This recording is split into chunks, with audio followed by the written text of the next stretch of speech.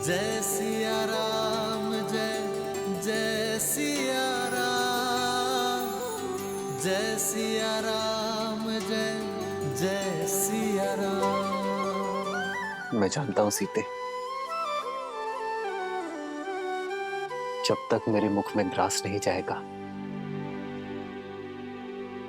तब तक तुम भी नहीं खाओगी।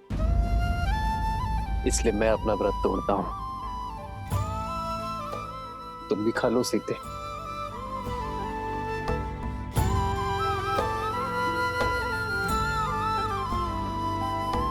राम सिया राम, जय जय राम, राम सिया राम, जय जय राम।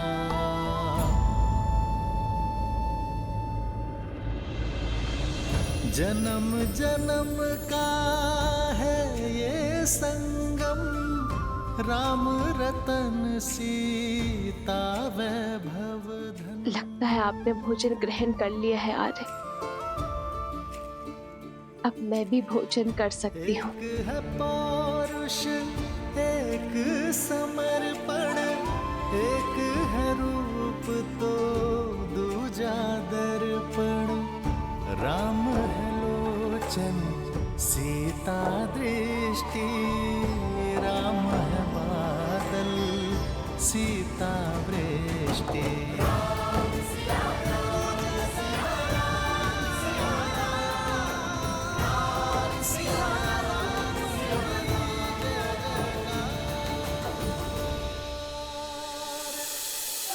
बचाओ बचाओ बचाओ बचाओ बचाओ, बचाइए बचाइए बचाइए बचाइए बचाइए बचाइए बचाइए, मुझे क्षमा कर दे, मुझसे त्रुटि हो गई। क्षमा करे महाराज, क्षमा करे महाराज, क्षमा करे। जब से आपने महारानी का त्याग किया है, तब से मेरे पति आत्मग्लानि में दिन भर दिन घुट घुट के जी रहे। महाराज, मैंने उनको क्षमा कर दिया महाराज। वो आपसे क्षमा मांगना चाहते हैं महाराज, पर आपसे दृष्टि मिलाने की शक्ति नहीं है उनके पास महाराज। इस वजह से वो आपसे क्षमा मांगने नहीं आ पाए महाराज। जब तक आप इन्हें क्षमा नहीं करेंगे, तब तक ये अयोध्या वासी भी इन्हें क्षमा नहीं करेंगे महाराज। आप क्षमा कर दीजिए महाराज। देखिए इनका क्या हालत कर दिया इन लोगों ने महाराज। मुझसे त्रुटि हो गई महाराज, खुदा भी ऐसा नहीं करूंगा।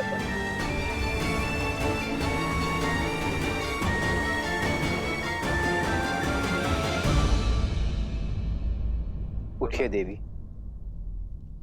उठो। इन नगरवासियों का कोई अपराध नहीं है, इन्होंने कोई दोष नहीं किया है। मैं जानता हूं महाराज, मैं इसी योग्य हूं, मुझे क्षमा कर दीजिए महाराज। मेरी मति भ्रमित हो गई थी महाराज, मुझे क्षमा कर दीजिए प्रभु, मुझे क्षमा कर दीजिए। मैं तुम्हें क्षमा करता हूं वस्त्रक, किंतु क्षमा के साथ साथ दायित्व भी आता है। मैं आज तुम्हें एक दायित्व सौंपता हूं कि तुम ना केवल अपनी पत्नी को सम्मान सहित अपने जीवन में सम्मिलित करोगे, बल्कि अपने राज्य की रक्षा भी करोगे। यह ध्यान रखोगे कि लोक अपवाद से कोई भी किसी भी तरह प्रभावित ना हो।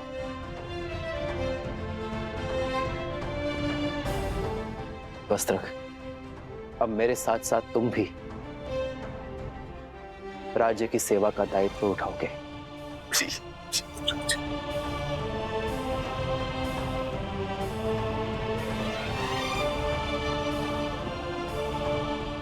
मैं जानता हूं आप सभी व्याकुल हैं, किंतु अराजकता किसी समस्या का हल नहीं। यदि आप कुछ करना ही चाहते हैं तो अयोध्या को कर्म और धर्म की पराकाष्ठा बनाने की यात्रा में अपना सहयोग दीजिए। इस राज्य को राम राज्य बनाने में सहायता कीजिए। कहिए, क्या मेरी अयोध्या की प्रजा मेरी सहायता करेगी? महाराज, हम लोग भी अपनी तरफ से पूर्ण सहायता करेंगे। महाराज, आपका बहुत बहुत आभार। अब मैं किसी के बहकावे में नहीं आऊंगा। मुझे स्मरण है, कोई धूर्त वृद्ध ब्राह्मण का भेष बदलकर आया और मुझे भ्रमित करके चला गया।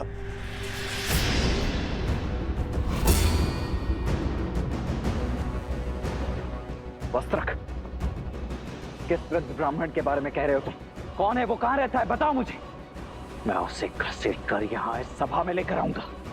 जिसने मेरी भाभी मां पर इतना बड़ा लांछन लगाया है, उसे तो पाताल से भी घसीट कर लाएगा ये लक्ष्मण। लक्ष्मण, संदेह फैलाने वाले को पकड़ने का कोई औचित्य नहीं है। औचित्य है महाराज। ये वही व्यक्ति है जिसके कारण आपने मेरी भाभी मां को वनवास दे दिया है। हमारा समस्त परिवार तार-तार हो चुका है और आप कह रहे हैं कि उसका सत्य जानकर भी इतने शांत कैसे रह सकते हैं आप? यही तो वो व्यक्ति चाहता है कि हमारा बल, हमारा श्रम हम व्यर्थ करें।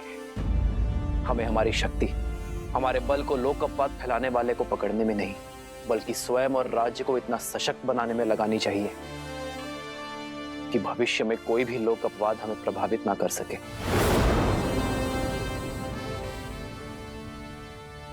परंतु मैं तो उस पापी को खोज कर रहूंगा जिसके कारण मेरी भाभी मां को उन्हें वनवास का दंश सहना पड़ा।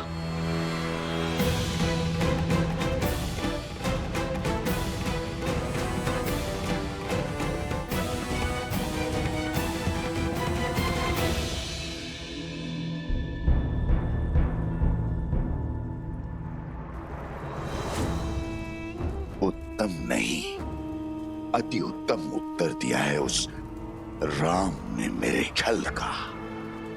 करुणा और त्याग का आवरण ओढ़कर छल का ऐसा लट्टू फेंका है कि सब चारों खाने चित त्याग का डंका बजाकर पुनः अयोध्या का प्रेम पा लिया।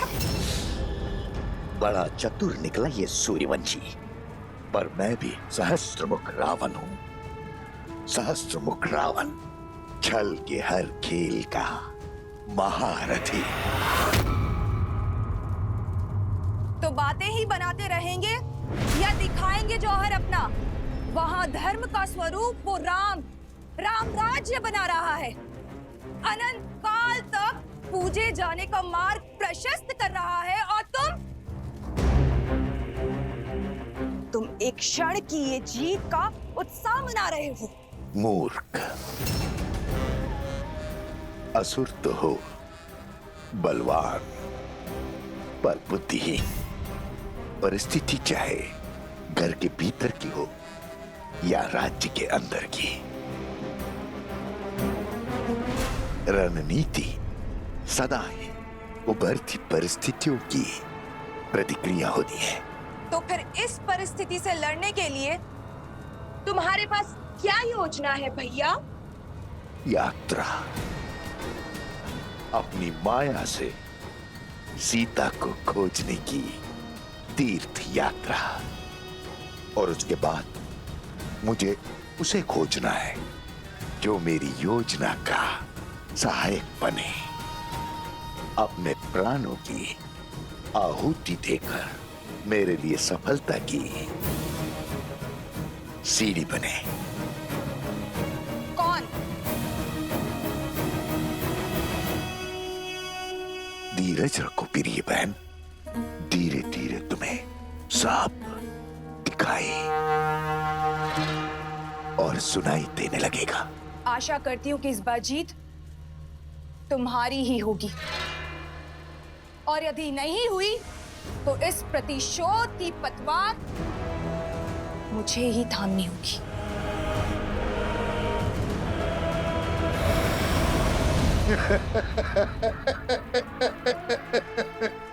भावुक हो गई प्रिय बहन, भावुक हो गई। किंतु बहन, युद्ध भावनाओं से नहीं, युक्ति से लड़े जाते हैं।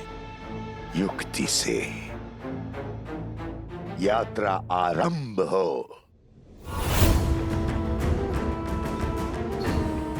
वो यात्रा जो सीता तक जाकर पूरी होगी। मैं आ रहा हूं देवी सीता, मैं आ रहा हूं।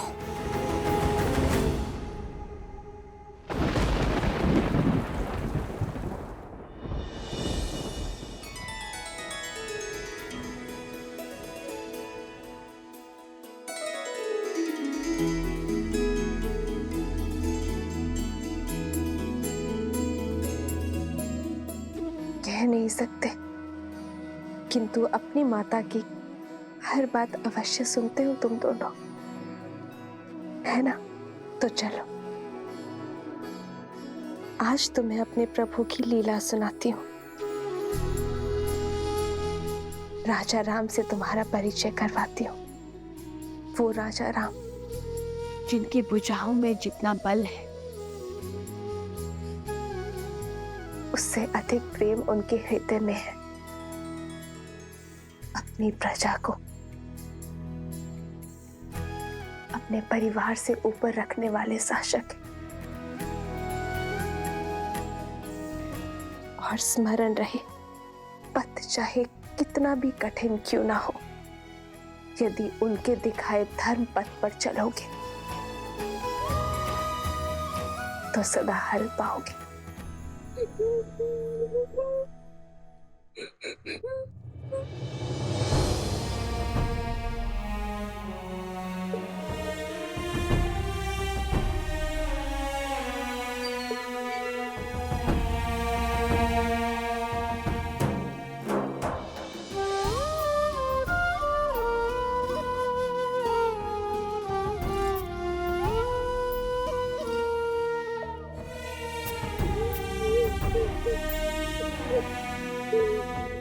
तुम रो क्यों रहे हो? इस सुंदर मुख पर मुस्कान कैसे आएगी? आप भुवन देवी है ना? देवी अर्थात ईश्वर। आपके पास तो अथाह शक्तियां होंगी। क्या आप मेरी माता को ला सकती हैं?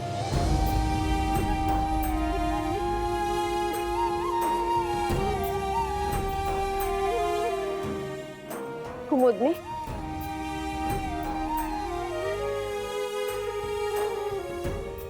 ये बालक कौन है और इसकी माता को क्या हुआ? वो शांडिल्य है। 2 वर्ष पहले एक दिन उसकी माता वन में गई और फिर कभी नहीं लौटी। वो तब से अपनी माता की प्रतीक्षा कर रहा है। वो नहीं जानता कि उसकी माता को लवणासुर राक्षस ने खा लिया है। अब वो कभी नहीं लौटेंगी। लवणासुर?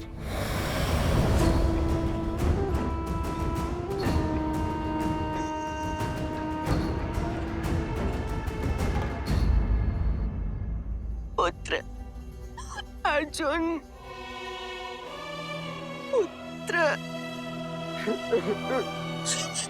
पुत्र अर्जुन, तुम कहीं नहीं जाओगे। सुना तुमने? तुम कहीं नहीं जाओगे। क्षमा करना बहन, मैं विवश हूँ।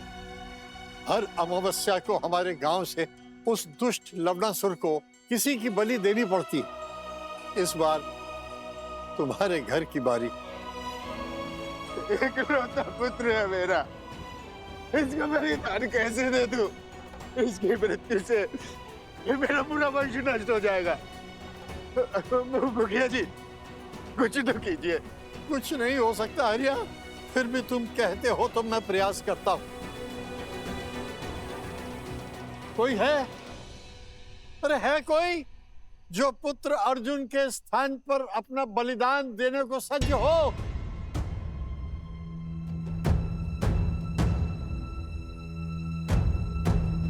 पर कृपा करहि जनु जानी, कवि उर अचिर न जावहि वानी।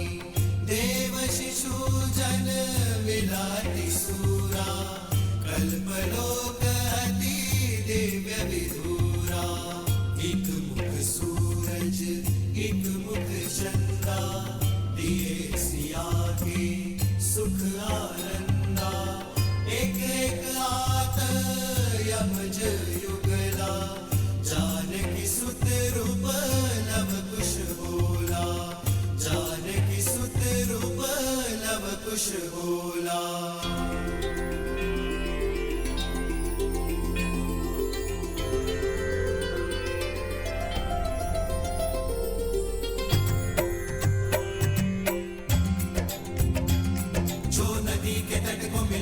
से तू जन्म मात पिता मिलन के हेतु, रामचंद्र सिया विरह घटाने, प्रकटे लव कुश रूप सुहाने। रूप सुहाने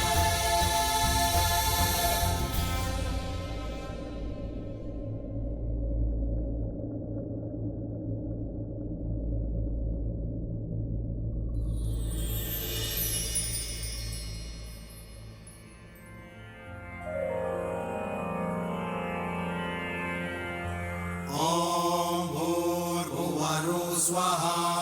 अग्निर्षि पवमानः, पांचजन्यः पुरोहितः। तमिमहे महाज्ञं स्वाहा। इदम् अग्नये पवमानाय इदं नमः।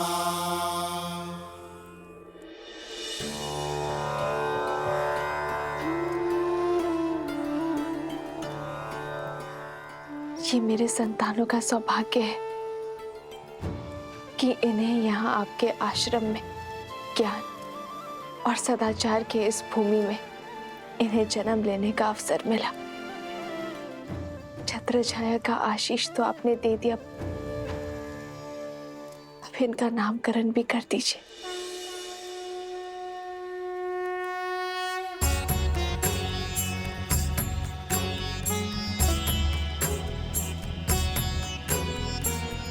तुम्हारा ये पुत्र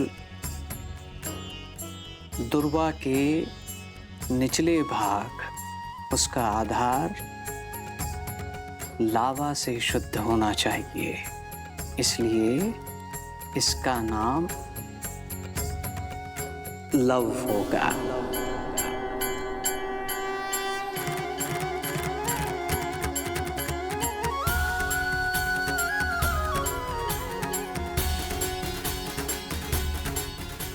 और ये दुर्वा के ऊपरी भाग कुश और मंत्रों के जाप से शुद्धि पाएगा, इसलिए ये कुश कहलाएगा।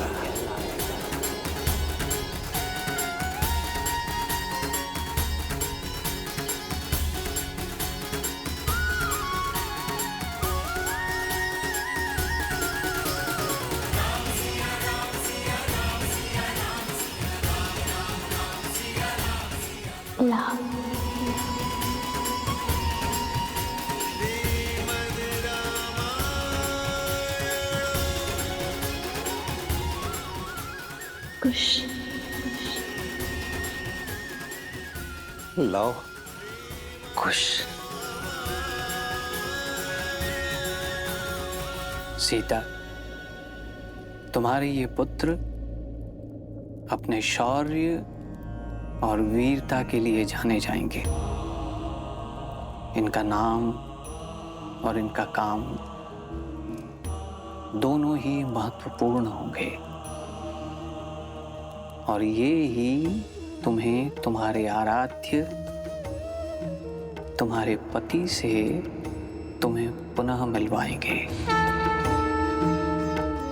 अपने कुल की गरिमा और धर्म को ये आगे बढ़ाएंगे।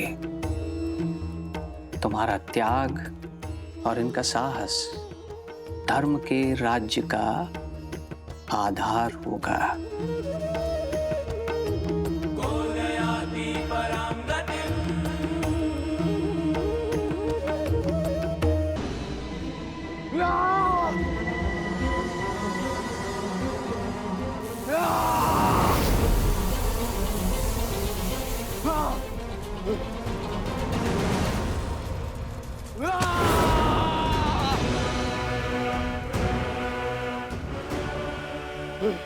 शांत हो जाओ लवनासुर, शांत हो जाओ। कैसे कैसे शांत रहूं? मेरे बल पे निर्बलता का कलंक लग रहा है। जो लवनासुर बड़ी बड़ी सेनाओं को पराजित करता था, आज स्वयं पराजित हुआ है। मेरी पराजय को कैसे विजय में बदला जाए, ये विमर्श देखने के बजाय मुझे धैर्य का पाठ पढ़ा रहे हैं। हाँ, क्रोध बुद्धि के साथ साथ अस्तित्व को भी खा जाता है, लक्ष्य से भटका देता है। अपनी पराजय को विजय की पहली सीढ़ी बनाओ। ज्ञात था मुझे कि तुम पराजित होंगे, किंतु ये नहीं पता था कि सीता अपने संतानों पर मंडराता हुआ संकट देखते हुए भी आश्रम की सीमा नहीं लांघेगी। किंतु निराश होने की कोई आवश्यकता नहीं है। योजना तो परिस्थिति के साथ बदल जाती है, स्थिर रहता है तो